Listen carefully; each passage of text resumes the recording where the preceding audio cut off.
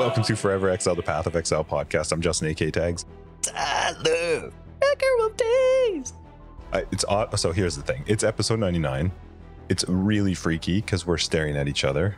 In real life. In real life. We've decided, well, this is a weird week for us for Forever Exiled. We recorded episode 100 yesterday. Mm-hmm. We're recording episode 99 today. And because we were already in my house for 100, we figured, let's party at my house, staring at each other. Let's keep the setup for 100 for 99. Yep. It's close. We've shifted it around a little bit, but we thought it'd be fun to record in person. You are much grosser in real life. But where that came from was me saying at the beginning, I've taken down all the soundproofing. So, at least now we won't hopefully have to yell because we have headphones on. And the first thing Tyler does is goes into a rock song in an echoey room. It makes sense. You have to go high pitched when there's a nice echo. Right. Anyway, episode 99. It's a Wayne Gretzky. You didn't even say it. I was waiting for you. You're the sports guru. You went on like an old school tirade when you were talking about Darryl Strawberry. This morning, I wanted to Google like people who had used number 99. Yeah. So that when you were about to say it's the the great one episode, or I could say like, oh, it's a Joe somebody or whatever, and you'd be like, yeah, but I didn't have time. I forgot. You forgot. Yeah, I know for sure. What's funny? I haven't done it for a few episodes. That when we finally get to the 99, I totally forgot. We removed it from our default like layout and stuff. So. Yep. Big shout out to Patreons this week, Big Mac and Dakota. Thank you guys for joining the crew. For everybody else who supports the podcast, your faces are awesome. If you're curious what our Patreon is, it gets you access to After Dark, was our podcast after the podcast, where we just talk more stuff and things. That's literally it. It is. Yeah. What are you doing? You look like you're about to do. You look like you're. See, this is the problem with now in person. I can't just like.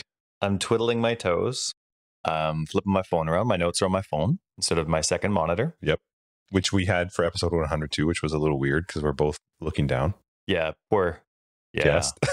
Poor individual. Oh, right. That's right. It's so weird talking to. There was a point in episode 100 where I referenced something I talked about in episode 99, but obviously we hadn't recorded 99 yet. And now I'm trying not to reference episode 100 because we've done it, but it's not out yet. But anyway. You made very clear point to point out that you were referencing 99, even though we hadn't. I think I recorded it. I'm kind of hoping we missed that point.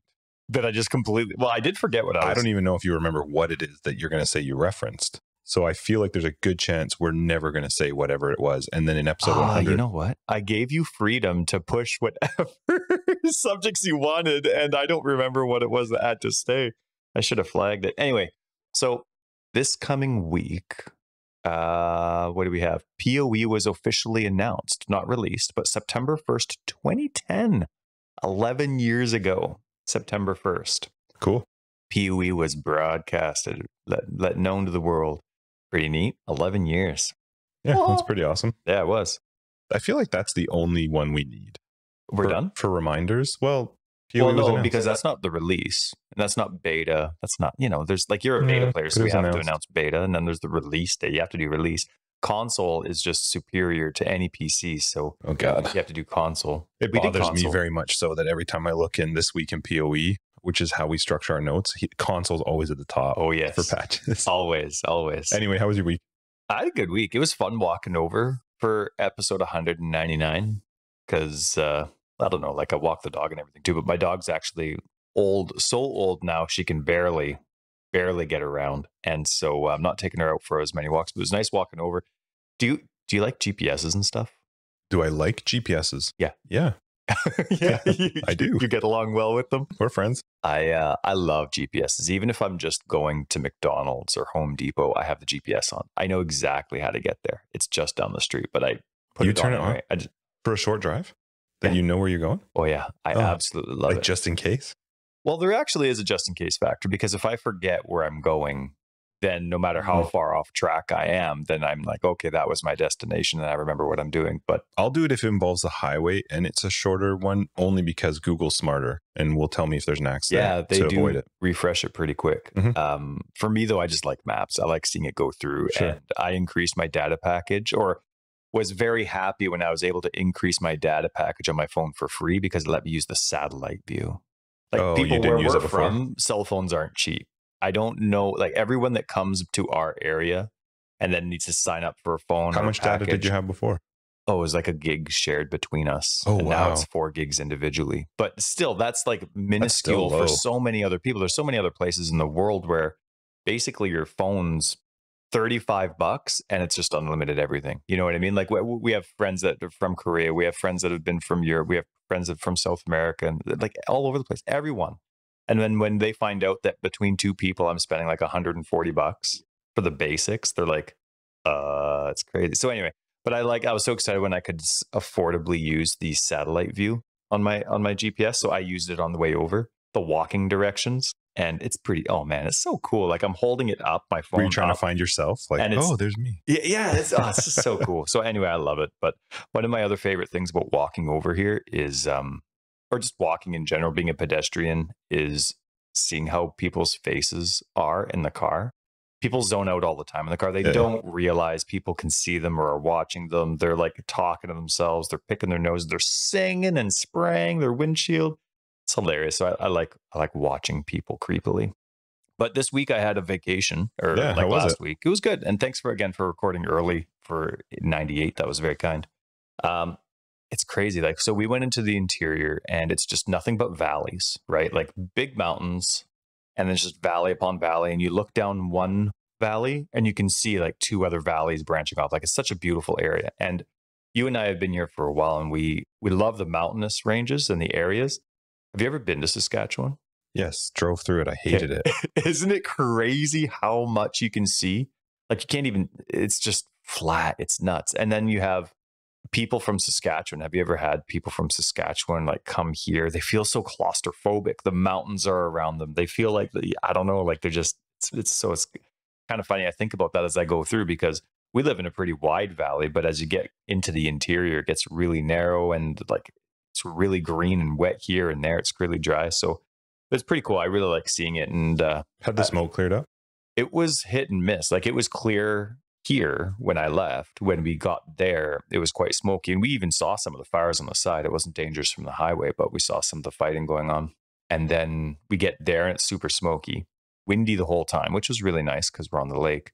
And then it's windy. And all of a sudden, our last 2 days there, it's super clear. We get down here and, well, we're back in the same smoke cloud. It was super cloudy down here.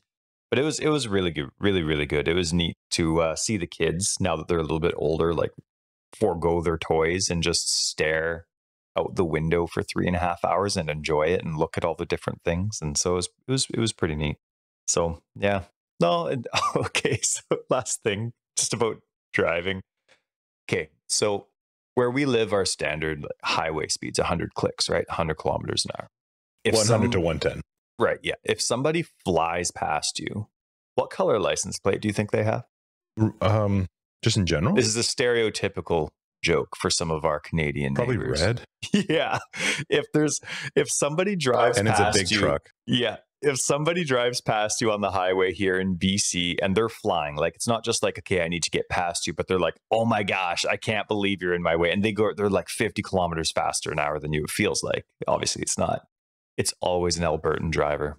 Always. It's very stereotypical, but I just absolutely love it. We have some Albertan listeners, and I just think it's funny. As someone who's lived all over Canada, I just love the stereotype that no matter whether I'm in British Columbia or Saskatchewan, somebody passes you and it's a red and white license plate. It's just so funny. I love the stereotype of it. But no, man, I had a good time. We hung out with the in-laws. My wife and kids had a great time. I did too, of course. Hopefully the in-laws did. And it was good. Thanks. Did you have a good week? Yes. Oh, yeah, I did. So this week my kids were gone, which was fantastic. All right. Yep. They're hanging out with my mother-in-law, camping all week. It's not actually camping, but so it's been awesome, quiet. And I've gotten a ton of work done, which is awesome. And we've gone out every night. Christine and I have gone out almost every single night to go out for like dinner, go walking or whatever. So it's been awesome. They come back. Weird. And you're not divorced yet? Nope. I thought she would have left you a long time ago. I'm the best. Debatable. No, actually. I like it when you keep it going. So yeah, we went out lots, and then I spent way too much time in this room setting up for episode 100. we had a lot of fun with it, but it will never ever happen again. When people get to see it or hear it, wink wink, it was fun. It was fun. Yeah, it was a lot of fun. I will never do it again, ever, Well, in the history of ever. It was really awesome to speak to the person, and we had fun. Wish you could talk about it more. We'll talk about it more in. I mean, we tweeted. If you're curious about it, you can check our tweeters or our Discord. And I think I actually said in the tweet who we hung out with. So it was fun. We had a good time. Episode 100 will be out in a week, and it was a lot of fun to do, but it will never happen again. lot of work for people that have lots going on a usual basis outside of their hobbies. Yeah, for something that's just for fun, I don't have the time for that. So, but it was a lot of fun. It just a lot to set up. My wife she's not a fan of. I told her what Chris said after I showed you guys the picture. Oh, right. So I took a picture of this is our living room, and it completely all done up, and we wanted to put on Discord too. No kid or family complained here. It was curtained off. Completely there were done. Like lights and mics and wires, and cameras. You everywhere. couldn't touch it. You weren't allowed in here if you're a family person. Thankfully, we didn't have any kids here anyway, but which is why we kind of had to record it before 99, was because it worked really well for not having kids. And so I sent a picture to you guys, and I said, my wife's not a big fan or is not going to like this or something. And his response was, tell her, as long as you live under my roof. Yeah, he emphasized something your about house. And he capitalized you'll live by my rules. Or yeah, really sexist comment. The best though was Ryan's response, which was a GIF of, I want to say it's from Dodgeball, the movie Dodgeball. Yeah. And it's Jason Bateman saying, let's see how this plays out for him, Cotton. Like, yeah. That's pretty funny. I showed it to her and she laughed. She's like, I'm going to kill Chris. But no, it was fun. We all want to. I had a good time, and it was a busy week, but very awesome evenings. Good. Yeah, I'm going out tonight. I can go out again tonight. And then I think Saturday, I think they come back. I don't know when, Saturday or Sunday they'll be back. So yeah, so it was good though. Good busy week. How was your PoE week?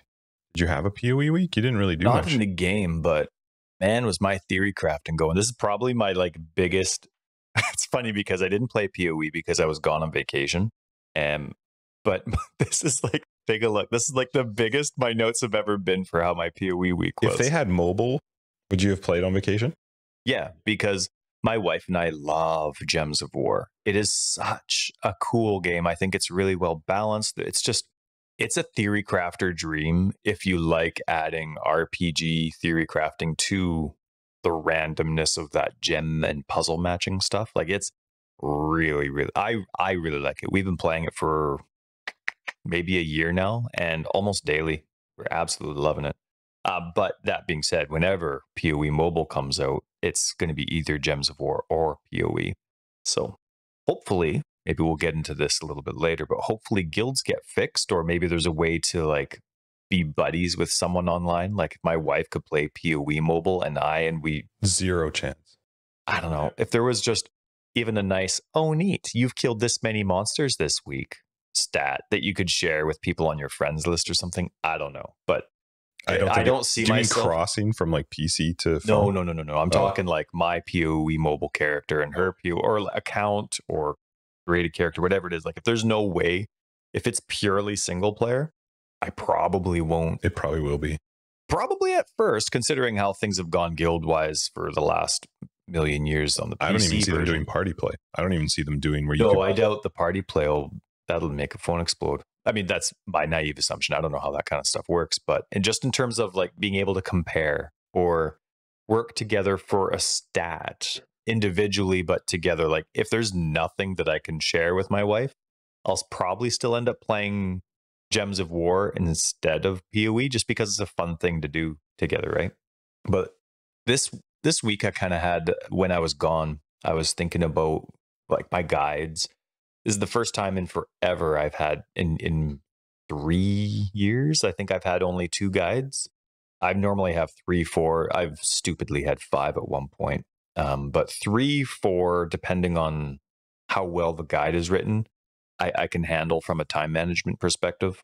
But this is the first time I've had only 2, but my brain's really clicking on all the others. And this was something that we discussed in episode 100, but the game changes so much now.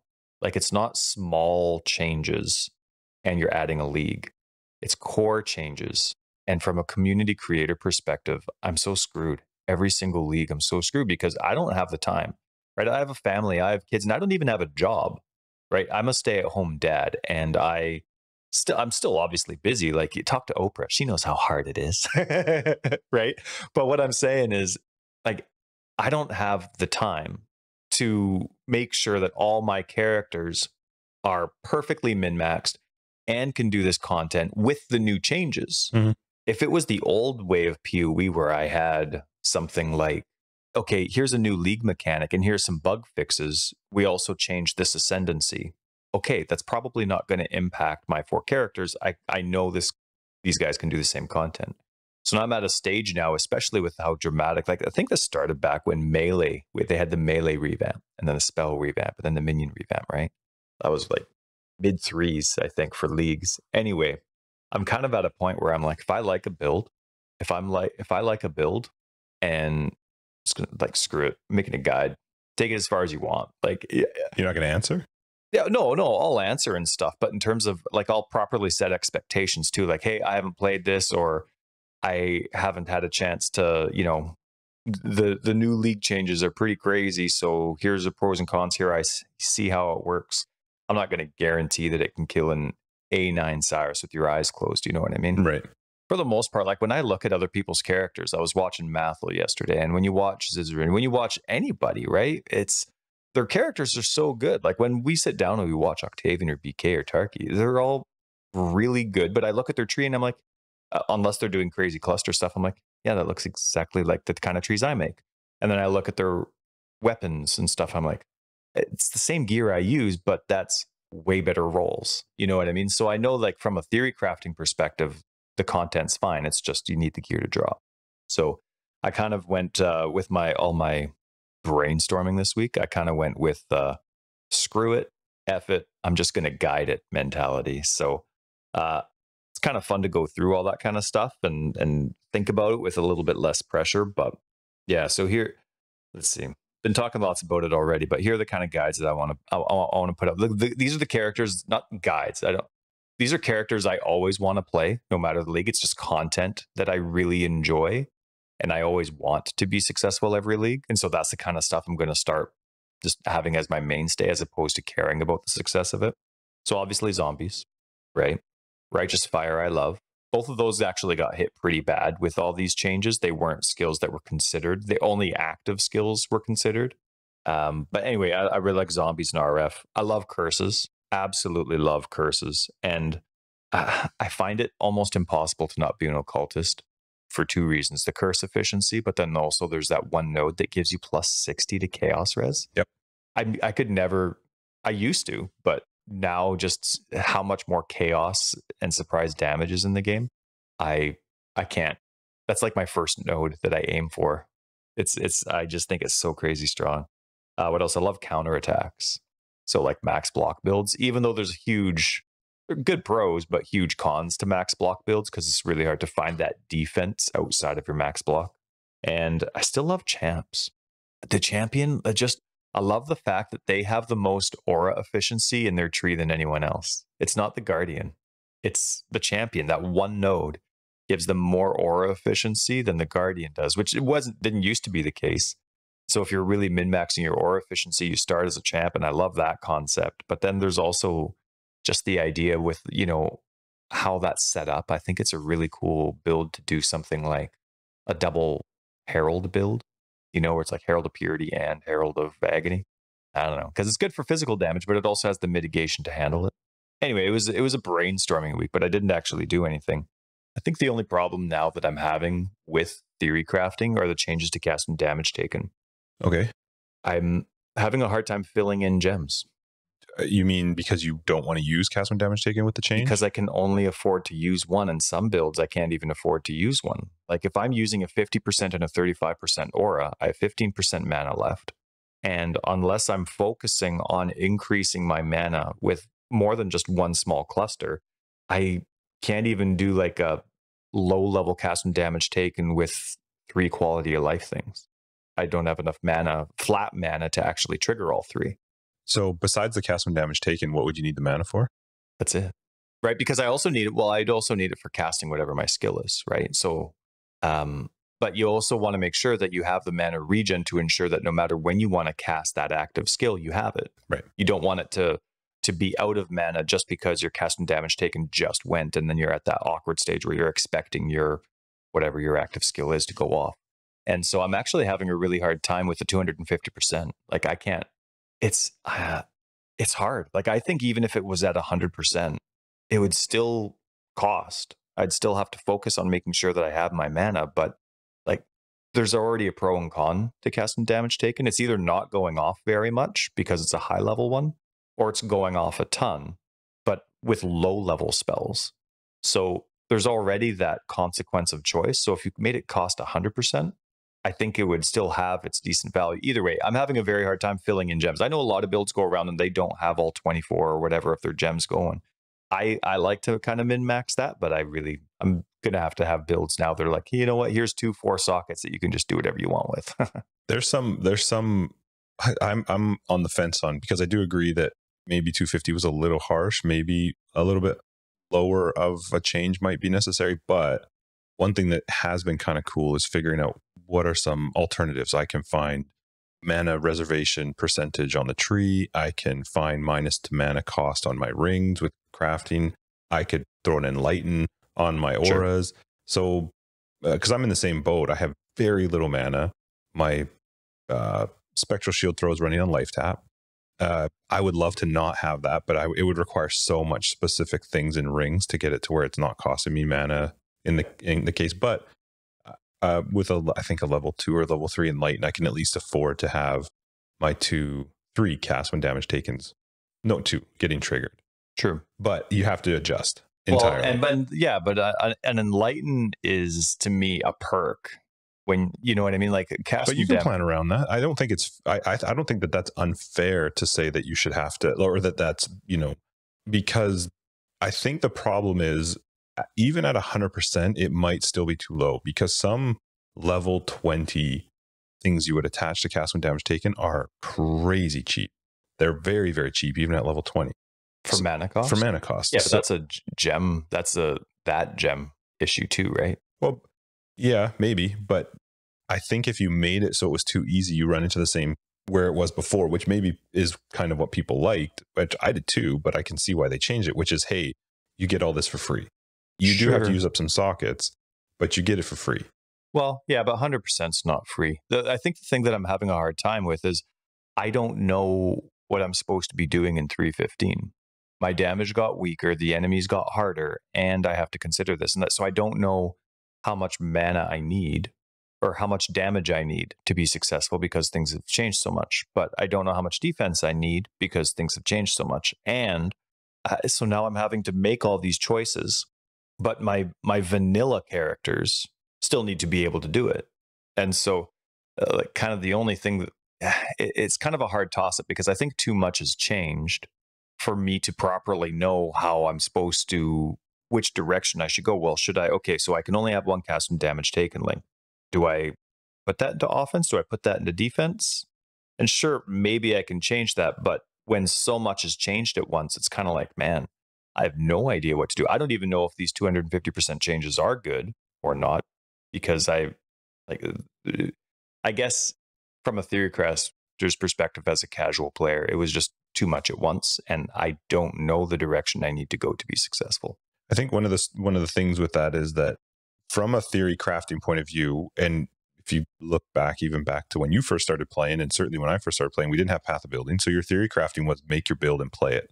Yep. And it might work and it might not. And you go, oh, shit, this didn't work. I got to try something else. I actually really, really like that way of playing Path of Exile, minus the fact that both of us agree the leveling and everything to get to the point of where you could feasibly test something is too long for somebody who doesn't have a ton of time to play. So it does make it really hard, because you go, there are stuff, we've talked about this literally every single league. I have said this every single league. There are skills out there that I would love to try.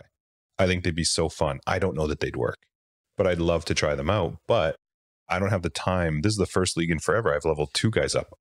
And it's been awesome, but that's just because one of the builds really worked. The first one was like, I wasn't really feeling it, but I think it's one of the tough things is because when you get so deep into like, I'll laugh with Ethan, and I know you're the same way. Path of Building is the game. Path of Exile exists, but Path of Building is like, this is where I'm going to construct my thing. And you can get so into it. And then my struggle when I look at Path of Building now is I'm like, I see a number and I see a defense. Okay, I think maybe it'll work, but it's not the same as actually going like, okay, like you're talking about with cast when damage taken, actually getting to 85, 90, getting your tree filled out, playing a while, having the gear, figuring out things like Enlighten or mana reservation, or you're getting the unveils to get the minus to mana cost. Like there's so many things that have to, this is definitely a topic we've talked about. It came up again in 100 as well. There's so much stuff in the game now that's gated behind playing way too long. And when you're talking every single league, that's really hard because I love playing the league. I want to play league, no interest in standard. But to get the stuff I want requires me to play such a long time that it's really hard to test stuff out.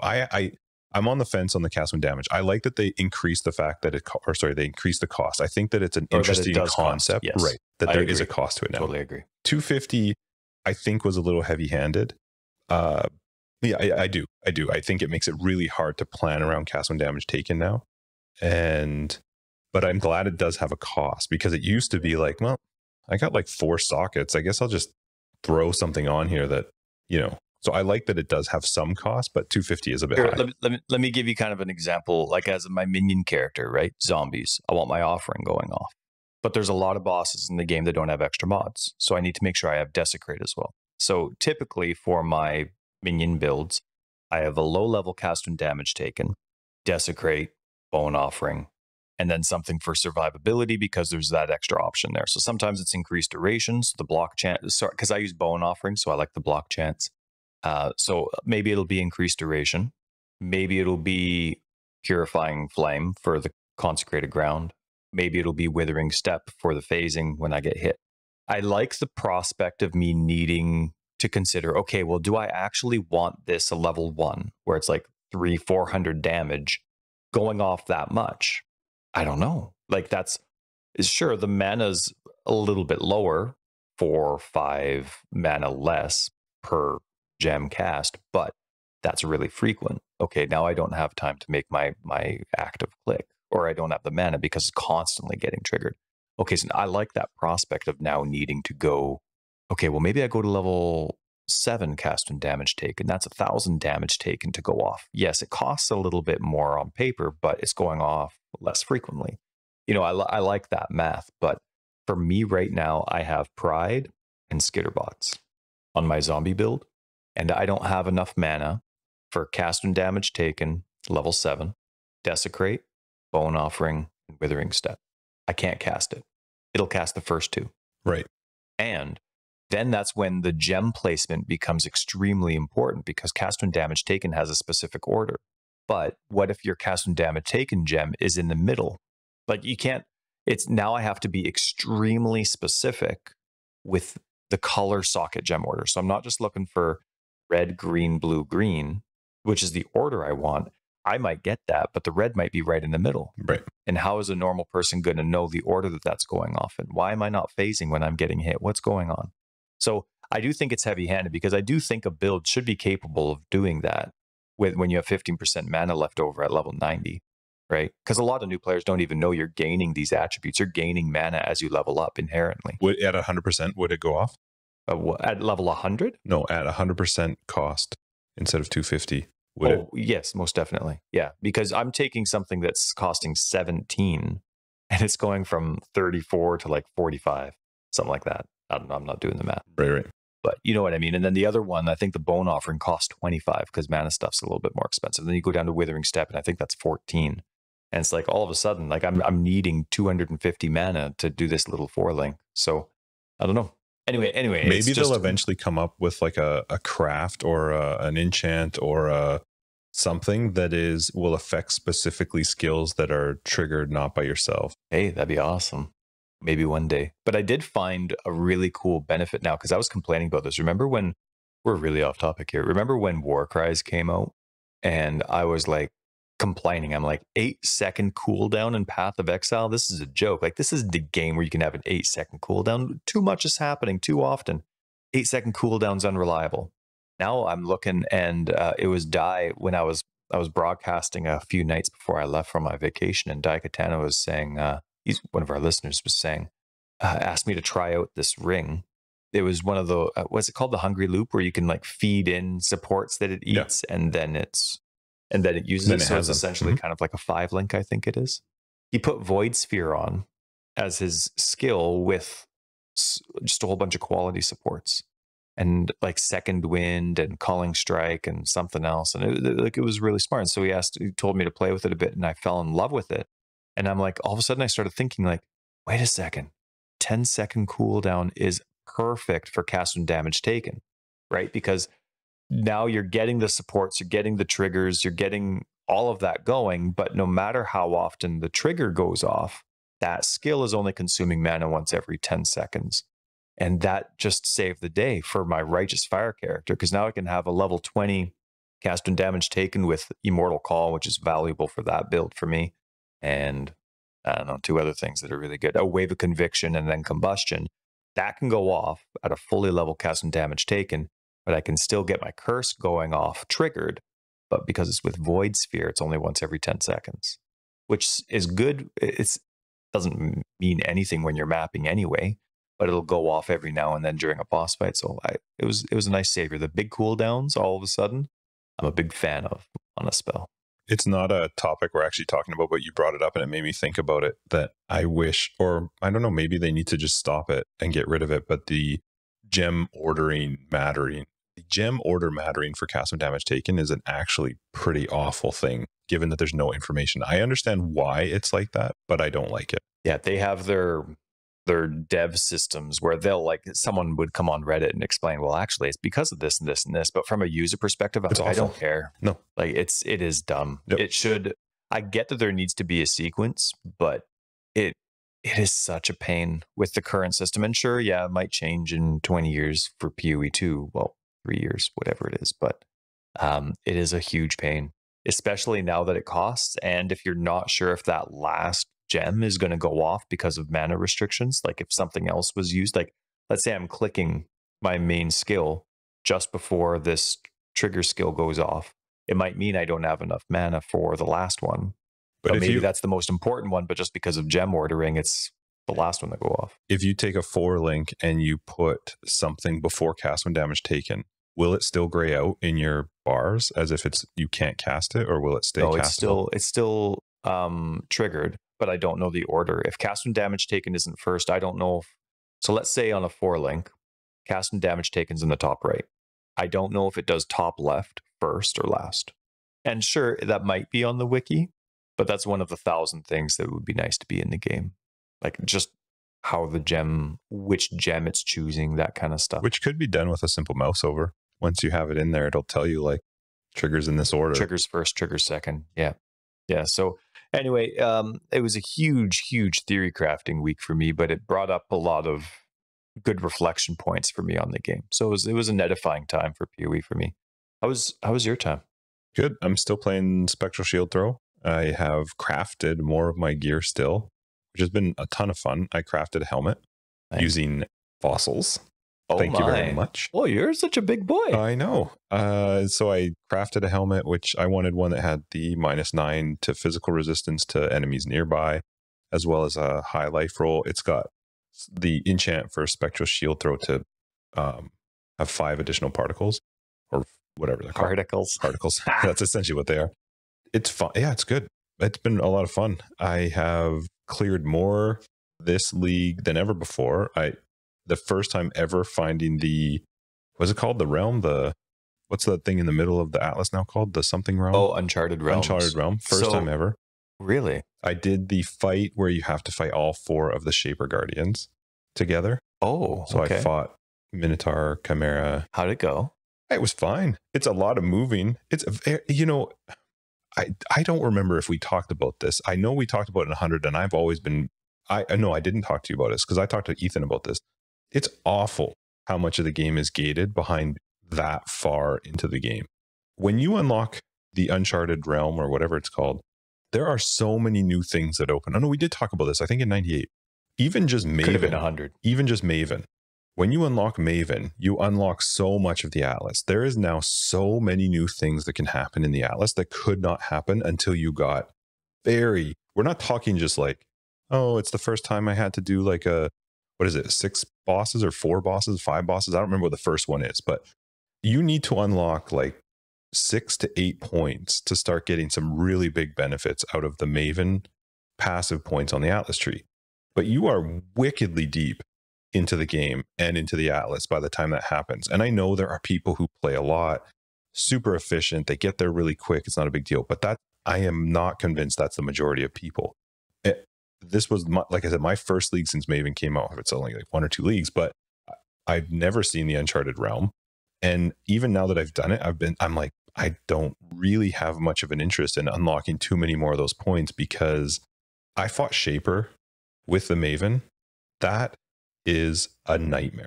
And now, do you remember, like, okay. I know there's a lot of stuff about Maven that annoys me, but they're personal. Let me tell you, Shaper. You can picture the Shaper. Yeah, I love the Shaper fight. Okay. Shaper fight is a big circle. Shaper chills in the middle, right? That's basically how the fight starts. When Maven's witnessing it, she's got her giant ass right in the top right corner, and she doesn't move. She never moves. I know. Don't get me started on GGG putting trees and stuff always in the way. Stupid pillars and Maven. Anytime I need to get into that top right corner, I cannot see what's happening. And with a Shaper fight, you don't have a ton of time to react. If he beams or chucks a couple balls at you, you better move. Yeah. So that's probably the worst part of it, is she is so fat and giant in one spot and unnecessary, entirely unnecessary. She could be way off to the side or just talking invisibly. I don't need to see her. Or she could fade if the camera goes over her. Right.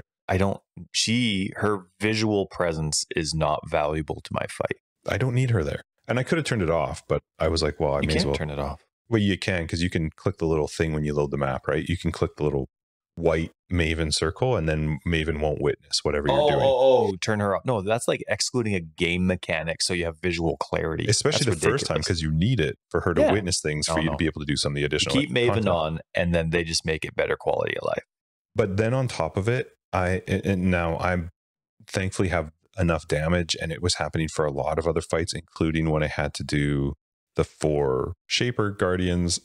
Her heal needs to just go away. It is awful. Yeah, now it's even worse now. You've made them harder, you've made them stronger, and you've made my damage less. I'm okay with those things. It means that my fights take longer. I'm totally fine with that. The first time I fought Chimera was ridiculous, and I have a ton of damage.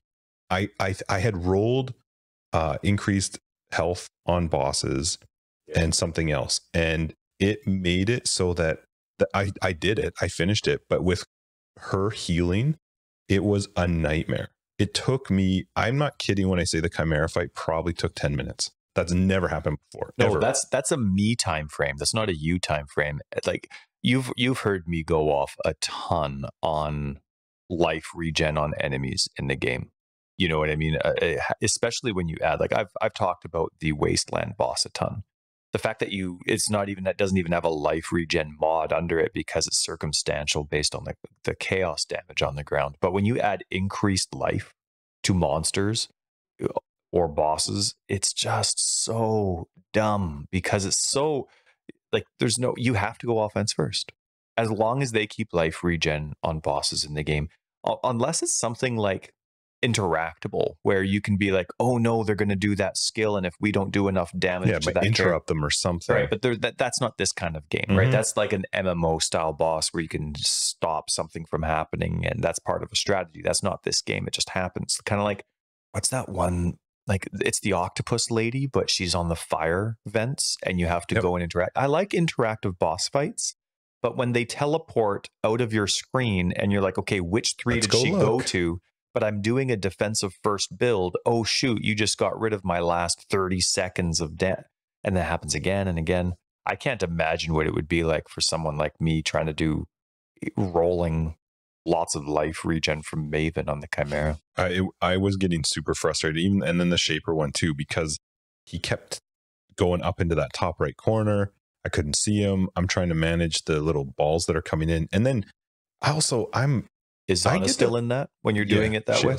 I like that they're adding challenges and making things more difficult, but so it's a rare mob that will come out. It's got a green look to it and it puts like green tentacles on you. And then you got to move so far away from the break off. But it entangles you?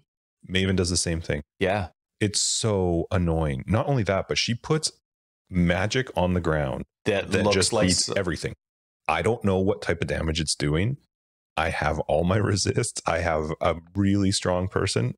Maven's like, nah, screw that. You're dead. Yeah, that it's like this celestial ground. Maybe it's caustic. I don't know, but it's this celestial ground, but it doesn't take priority and it doesn't overlap. It's awful. It is. It is. And then her purple tentacles are so frustrating. Like, I'm playing against the Shaper. The whole point of that fight is to be aware, to move, to get behind him, to get beside him. Stop putting stuff into the game that makes me move slow. I don't like, you make me go find gear that gives me movement speed. You make me find things that are going to make me immune to chill, blah, blah, blah. Then you throw something that's like, fuck all of that. Doesn't matter what you have. You now have tentacles attaching you to the ground, and you can't just dash away to get rid of them. No. We need you to walk a certain amount of steps. I can't stand that stuff. It drives me crazy. I hate going slow. I'm a slow player, but I hate getting slowed. Like tar, to me, it's got to go. But I don't disagree with you on anything, but there's certain elements where that kind of stuff's okay. If you have control of your movement skills and they're circumstantial, they're not to be used constantly, then you can have that kind of slow on the ground. You can move out of the tentacles, but just how gem rolls, cooldown, whatever, you can use your move only once or twice every 5 seconds. So it's like, okay, am I going to use this? Can I walk out of this and save my movement? Maybe it's like that. But the game has everything in the game is individual and then thrown together. But if you had a boss set up where, let's say you have Maven, and then you have like someone that does burning ground, and then you have someone that does like the spinning, but I don't know. Let's say you have a whole bunch of ground effects from a whole bunch of different enemies. What if only one ground effect could be in one place at a time? Then let's say Maven's thing is thrown down, but then a boss that has burning ground throws the burning ground on top. Well, it would get rid of the bottom one. So then the visual clarity's there. You always know what you're trying to avoid. Like, I hate that stuff that Maven puts on the ground, that big dot cloud splash, because I can never see it. But if it was the only thing there, I could see it. But when it's covered with something else, I can't. And so for me, I can't see, I know this, sorry, this is your PoE week and I keep interrupting you. But when I see this stuff, if I know what I'm avoiding, if I know what's hurting me, it's hard to get mad. When you fight the Shaper, her thing on the ground is very much the only thing you see. You don't actually see too much else. So it's relatively dodgeable. Okay. My argument to something like Shaper fight, Minotaur fight, which his visual clarity is a little hard with her stuff, but he's about to do a slam.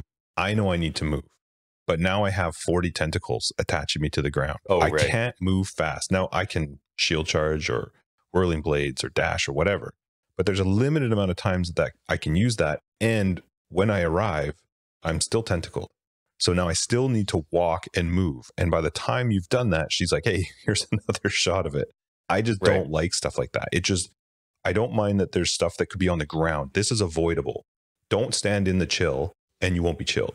Now, granted, that's not entirely true because you can still be chilled. But I'm just saying, something on the ground to me that I could avoid, I don't have a bigger problem with that. I hate the fact that they're attaching something to me that is now slowing me. Is it thrown at you then? You don't like it appears on you? It just appears on you. Yeah.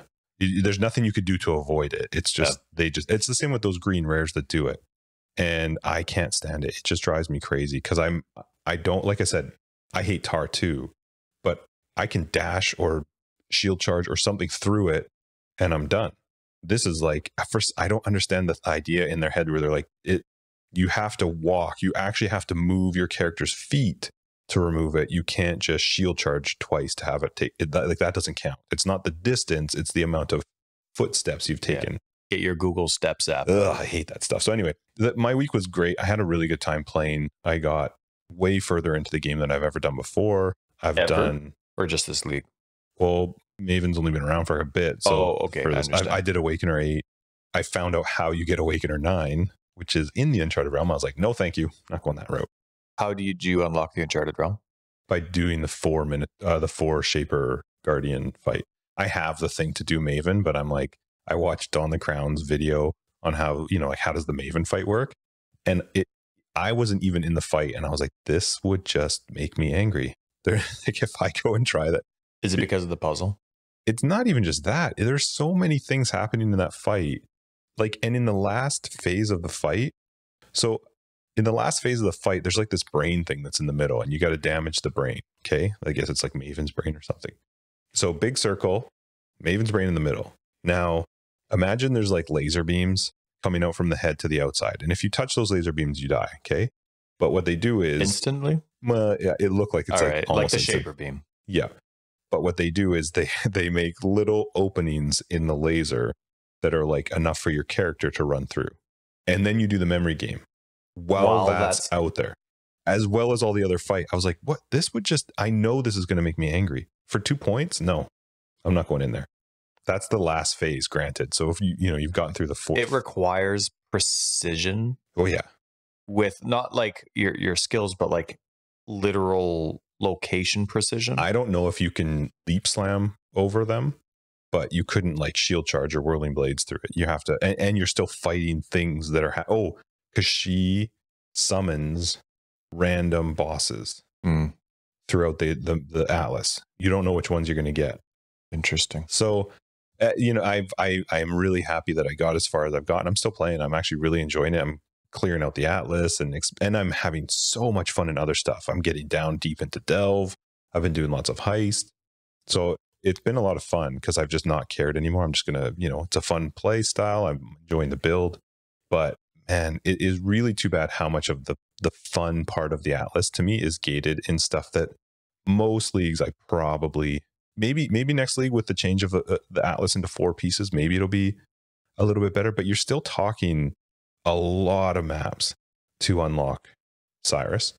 You're talking a ton of maps and very specific the way you have to do them to do Maven. You can't just map and get Maven progressed. You have to map and do the maps she has not seen you in and make sure the Watchstone level is at the Watchstone level it needs to be, or she doesn't progress. I'm curious how the Maven thing's going to go now. Like, obviously that hasn't been announced, and the 4 regions instead of 8 isn't official. I think it is official. Well, he said it, but I mean, you and I are the type of people where we still like to give the company benefit of the doubt. Like, if they say it's going to happen, but then they change their mind because they've thought things through, it would be a really crazy Chris thing to say. I mean, he's done it before, but this would be like really up there. I'm curious because now Maven's easy to progress. It's a lot, but it's easy. Not the boss fights. Like, I actually get really annoyed. I did one of the new maps with a new boss the other day. I had no idea. It was red on red on red on red. I always think about BK because that's something that's always bugged me, but she's very good at describing the elder fight as gray on gray on gray. And just in case you didn't get enough gray, there's more gray. Mm-hmm. She says that there's a lot of red too. And it was one of these bosses where they had all this stuff on the ground and it was red. And then this was red. And can't see it. I'm not colorblind. I couldn't see it. Anyway, I have my ifs, ands, or buts with the boss battles, even though GGG puts a lot of effort into them. But in terms of how to go through Maven, I don't run out of maps in a region that need to be witnessed. I have a variety because there's a lot. You would. As you progress the Atlas, you do. And not that you run out of maps. It's just that I think, so we've talked about this before. You love Racecourse. I like Racecourse actually as well, but there's other maps I like specifically. This game there's no benefit anymore to running your favorite maps. There used to be. No, yeah, you can't just progress anything. You can't rinse and repeat. But as you progress the Atlas though, and so you do Maven the first time, you get your 2 points. That's relatively easy. You got to do like maybe 4 or 5 bosses and you get the first witness. But it's after that, because if you are also trying to progress your Watchstones, you can't have 3 and 4 Watchstones in multiple zones at the same time. So right now I only have 4 because I've actually finished now. I've got 32 of the Watchstones, but that's Cyrus specific though, not Maven. Maven plays off the same thing. Maven is based off how many Watchstones there are. So if you don't progress the Watchstones, you can't progress Maven. And so the problem is you can't just, if you just throw your, and it's kind of, like I literally had to go and read up on it. I watched a video on it. Like, what are the best way? Because you could get to the point where you're spawning a conqueror. Here's the worst case scenario. You're trying to get watchstones and mavens. You put 4 into a zone that you shouldn't have, and you spawn Baron. And now you got unlucky, and you've got 9 maps before you can kill Baron. But you've gotten Baron to spawn in a zone that you've already collected Baron's watchstone. Now you have to clear him off of that whole spot and not collect a watchstone at the end. And can then that still happen? I thought they fixed that. Nope, can totally still happen. Interesting.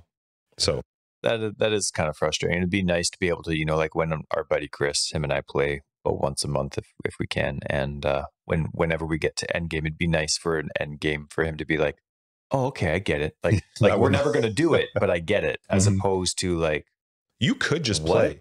You could. It's just you can't progress it, and that's what I find a little bit frustrating. Well, it's nice to know what you're doing. You're right. So even if it's something you're never going to do, it's nice to know what you need to do to get there and not need to bring out one of your dad's encyclopedias to do it. I have no problem with complicated, but I like to know what's going on.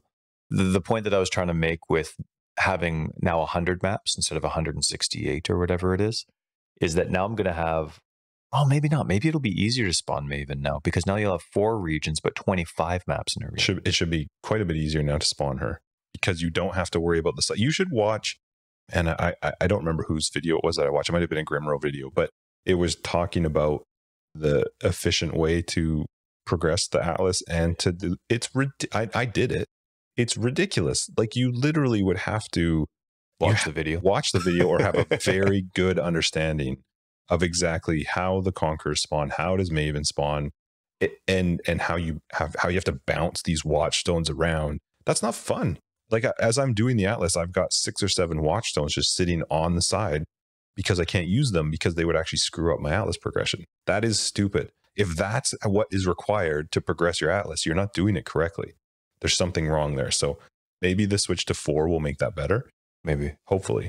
I hope they take race course out. Get out of here. That'll be the first one to go. No way. Next league, there's no race course. I gotta say, I haven't actually been a big fan of the new maps because I just like hugging the right. Sure. And then having a clear content. No, a lot of the new maps there's a lot of ledges, and I can't see the ledges. I can't see where I can jut down or not. It's very mini map dependent, and the more I look at the mini map, the more at risk I am in the actual game. And so I'm still loving the game though, and I'm having a great time. It's at the weird limbo where we get to talk a lot about the stuff that we wish could change because there's a potential that it could. You know what I mean? But hey, did you see how much time we have left? Yeah. So let's jump into this week in PoE, because we're going to be pushing a lot of your topics. I know. It was a good conversation though. It was good topics. Okay. So let's jump into this week in PoE. First thing you have is that I'm going to read them because the way we're doing it is weird and Tyler can't see links. But there was a tweet you liked from GGG. Yes. Can you read it? Yep. Fun fact, Expedition was originally planned as the Boat League until boats were removed from the design. Line up for pitchforks below. And then they had the little fire and the little arrow pointing down. But I just love the for whatever reason, people want a Boat League. And I think it's funny. Like, I've always been a big pirate fan, so I think that was pretty cool. But it was pretty funny that it was just like asking for like fake hate mail. Oh, you know what I mean? Yeah. I just love it. Like especially poking. Yeah. And I just love it because that was kind of like what Chris's attitude was with the Ziz interview too, right? Like, it was just a lot of poking at sensitive spots in the community. So I thought it was really good. Yep. There's 2 non-important points about console getting patches, but Yay! Nobody cares. PC got 3.15.3, both the patch and the hotfix. Really cool. This is actually stuff, again, that was talked about in Tarky as wraeclast with Chris, and they've brought out already. So one of the things was that loot that you have unfiltered now won't render. Right. So items that are hidden from your filter aren't even going to render in the game. And we did some testing just today because I was curious how it would work. And it's actually really well done. So items that you choose not to have in your filter will not show on the ground. But if you hold down Alt, you still see them, which was my concern. Because there are times where I'm like, I need some wisdom scrolls, but I do not want to see them. I would hold down Alt. And I was thinking, man, if that's gone, that would really suck. But no, you hold down Alt and they'll still show, but you don't see them on the ground. And we actually played with turning it on and off, and you could see the items appear and disappear. And then Tyler had a question about noise. So for me, when I make my filters, There's an option that GGG added a couple leagues ago, 3, 4, 20, where they added the ability for you to completely disable a drop sound. So when you would have items in your filter previously and they were hidden, they wouldn't make a specific filter sound that you allocated, like the sound, but you would still hear the clinking of items dropping, even though they weren't showing on your filter. GGG added the option to disable drop sounds, but one thing that I really like about this change, items that aren't rendered don't make a sound. So you don't have to go out of your way to say, okay, all these items that are being hidden, I don't want them to make a sound now. It's just not going to happen if you have it.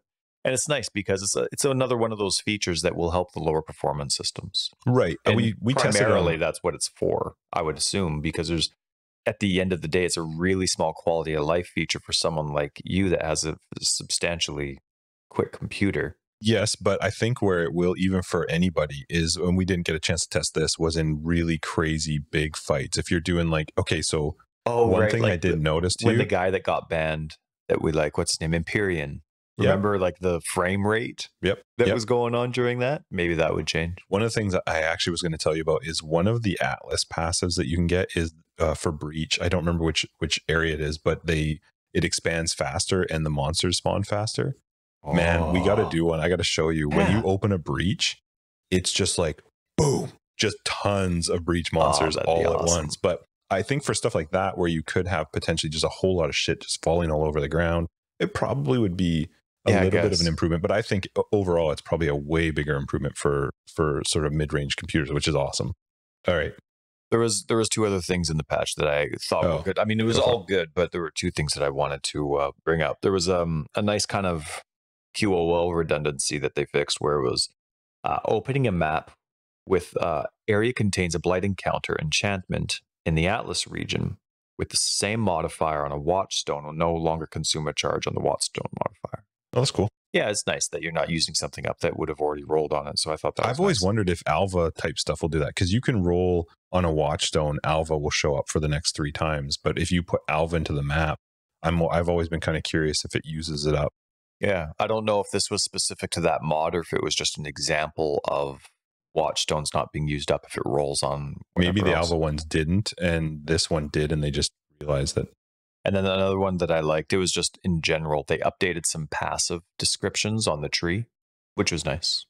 Oh, they also added so you can put the weapon effects now on your shield, which we played around with just to see.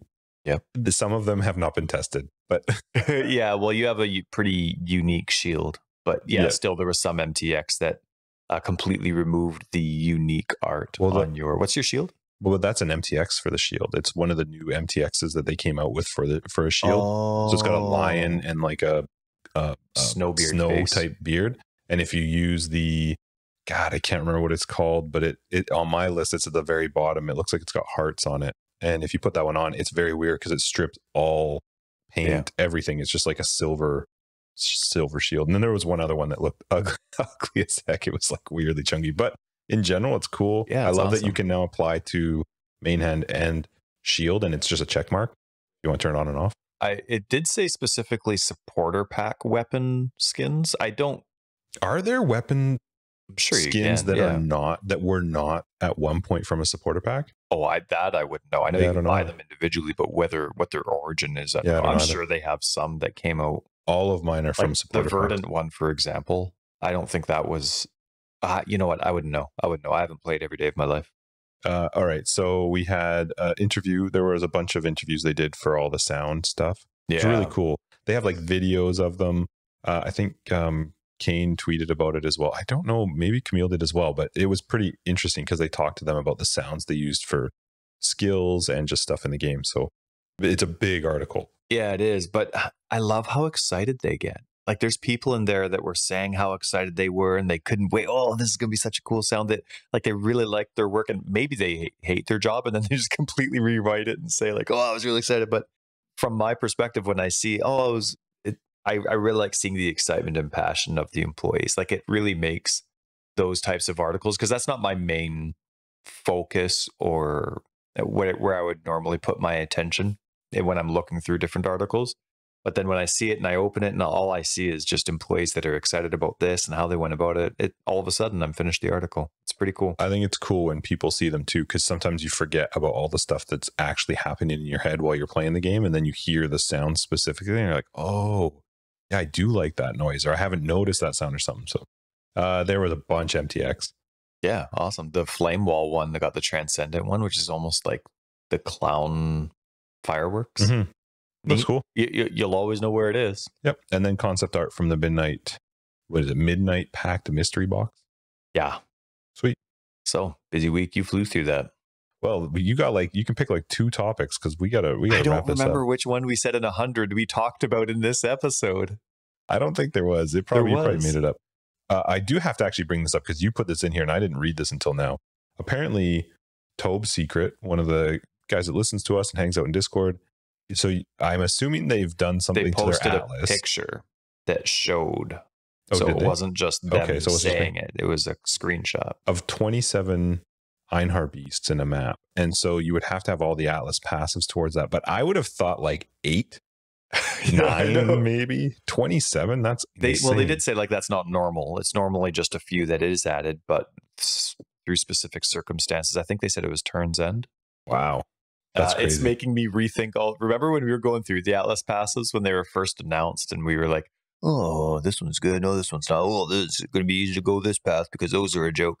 Now all of a sudden I'm like, oh, sounds pretty good to focus on some Einhar business. Do you use Einhar much afterwards? I'm not good at it besides staunching. I'm not great at remembering to go back to I never Einhar. think of it, but I still haven't done the boss because it's so, not as a criticism, I just never think of it with how he's situated in the game. If I don't need a specific craft on my flask, I'm not going, but I should think of it. I think it pops up pretty big when you unlock one of the boss crafts. I don't think you could miss it, but I don't think of it. But I do like bosses. Like for me, I love having a metamorph. I love having the rogue exiles. I love having just bosses in my map. And so to me, Einhardt's stuff, they're not bosses, but I do like them. I treat them like bosses. And so maybe I will. When I watch my son playing and fighting, if he has a sword, he doesn't miss. You know what I mean? Resolute technique. Yeah, he hasn't spec'd into resolute technique in real life yet. You see, if he sees a tree, he can hit it. If he sees if he sees his sister and he's mad, he can hit her. The only way he misses her is if she moves or if she's invested in evasion. I think it's so weird that accuracy is a thing that has to be invested in. I can see enemies moving. I can see enemies having evasion that changes hit chance. I can see, but to me, it's so weird that you can have all this investment, but need to worry about, no, I actually need to be capable of hitting the person, the enemy. To me, that's such a weird concept for me, that accuracy exists from our end. I don't need any training to take a baseball and throw it across the room and hit you. Yes, you do. That's nonsense. I've played ball for 18 years and I don't need 18 years of experience to hit you 10 feet away. My point is that it's weird to me that accuracy exists from our standpoint. Not that missing enemies can and can't happen, but it should happen from their standpoint, right? Because they have dodge, because they have evasion. But to me, it kind of makes sense that accuracy from attacks in this game is always at 100% before you throw on the enemy's modifiers. It's always existed though, in not just PoE. That's right, but things can change. Well, you're a dick. It's a stat. That's why you wanted me. You just wanted to shove it off so we could end the episode. It's a stat. It's something for somebody to dump points into. That's why they use it. It could be something else. There's so many other things now. Mana. How about mana now? Yeah, but that's already a thing. You're taking an entire thing out. That's what I'm saying. It's just accuracy has literally existed since Dungeons and Dragons, all that paper stuff. That's always been a thing. Okay, chance to hit. How about this then? When you're looking at accuracy on the tree, where's their accuracy ever by itself? Never. It's always coupled with something because you need it for everything. But people don't go out how they have the tree structured with other things that are similar to that. They're always coupled with something. There's never just an accuracy node, right? because you need so much else in your build, but because they couldn't spread you that thin, they had to couple it with something else. If you remove it, people are probably still taking the exact same nodes outside of Resolute Technique, that specific one. But if I'm looking at a bow build, I might be choosing nodes that have accuracy with damage as opposed to just damage. But for the most part, I'm taking all the same stuff. I'm still taking all my life. I'm still taking my projectile or dot damage or whatever it's going to be. I'm still taking my evasion stuff or my dodge stuff. I'm not going out of my way for accuracy. I'm still picking the same nodes, but I'm getting accuracy coupled with everything. But then crit would become the stat. It would become the most important part of any build. Oh, sure, but you can modify how the game works around that. I'm just saying accuracy seems like I think you're trying to have a rational discussion around something that's slightly irrational. Yes, I agree with you. If I'm holding a sword, I'm probably going to be able to hit you unless you move. That's rational. But we're talking about a video. Well, I know what, but I'm saying like where every point of accuracy comes in the game, it's already coupled with something I want to invest in. And the only reason that they're coupled together as opposed to separated is because you're already spread so thin. You're already having to make so many hard decisions. That's not a bad thing. What's the point of having it only with something you're already going to take? It makes it pointless. Maybe people want the accuracy and they're just getting that other thing out of it. If I had invested in accuracy, Justin, I would slap you, but I can't. I know you can't. Because I haven't invested in it. My dodge is insane. I know, but if I had a fireball, you couldn't dodge it. You're too slow. My counterattack would kill you. No. Well, I guess you haven't. You're at 75% for your spell block? 97. That's a load of crap. Anyway, I think accuracy is kind of dumb from the user perspective. Sure. Up yours. All right, let's wrap this up. Episode 99. We are one away from 100. When you listen to 100, I apologize for not talking about that thing that I said that I talked about in episode 99. I can't wait to find out what it was. I'm excited to hear it too. Anyway, thank you guys so much for joining us for episode 99 of Forever Exiled, the Path of Exile podcast. I'm Justin AK Tags. Tyler Record of Days. We will see patrons in After Dark and everybody else get to see. We'll see you. I don't know, whatever. We see. 100. You see episode us 100. seeing you. It'll be awesome. Love you.